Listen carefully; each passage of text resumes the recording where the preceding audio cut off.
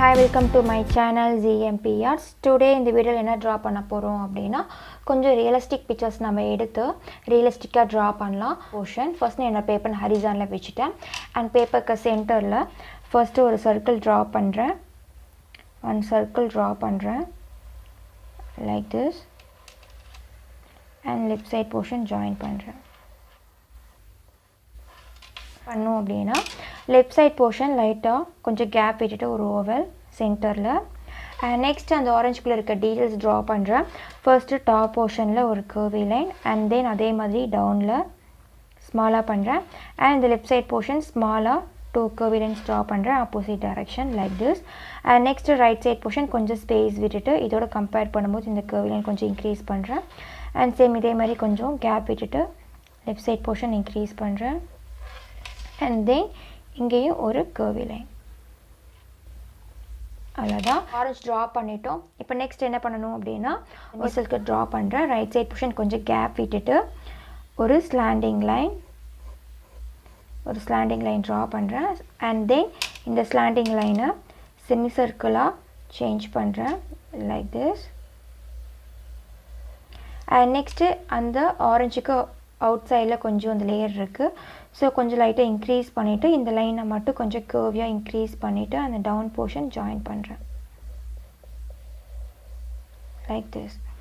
and next இப்போ என்ன பண்ணனும் அப்படினா அந்த ஆரஞ்சுக்குள்ள ஒரு லேயர் இருக்கு சோ ஒரு லேயருக்கு ஒரு கர்வி லைன் like this கொஞ்சம் ஸ்பேஸ் விட்டுட்டு draw பண்றேன் and same அதே மாதிரி ஒரு கொஞ்சம் ஸ்பேஸ் விட்டுட்டு இதோட கம்பேர் பண்ணும்போது கொஞ்சம் ஸ்பேஸ் விட்டுட்டு draw பண்றேன் நெக்ஸ்ட் வந்துட்டு சென்டர்ல லைட்டா ஒரு 3 மாதிரி நான் மார்க் பண்ணிக்கிறேன் இந்த பார்ட் and next இந்த பார்ட் வந்து கொஞ்சம் லைட்டா எரேஸ் பண்ணிக்கலாம் மேல ஓகே இப்போ இந்த ஆரஞ்சு draw பண்ணிட்டோம் தென் உள்ள டீடைல்ஸ் and இந்த போர்ஷன்ல லைட்டா இப்படி ட்ரையாங்கிள் போர்ஷன் draw பண்றேன் தென் இதை இங்க ஜாயின் பண்ணிக்கிறேன் இந்த slanting line like this and கொஞ்சம் கேப் விட்டுட்டு again triangle and same அதே மாதிரி கொஞ்சம் கேப் விட்டு triangle இந்த பார்ட்க்கு ஜாயின் பண்ணனும் again இந்த பார்ட்க்கு again ஒரு ஸ்லாண்டிங் லைன்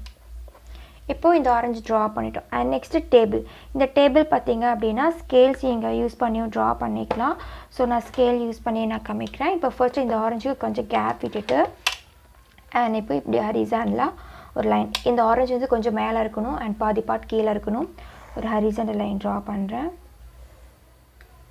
like this இப்போ இந்த டேபிளோட பேக் சைடு draw பண்ணிட்டோம் and next front portion கொஞ்சம் கேப் விட்டுட்டு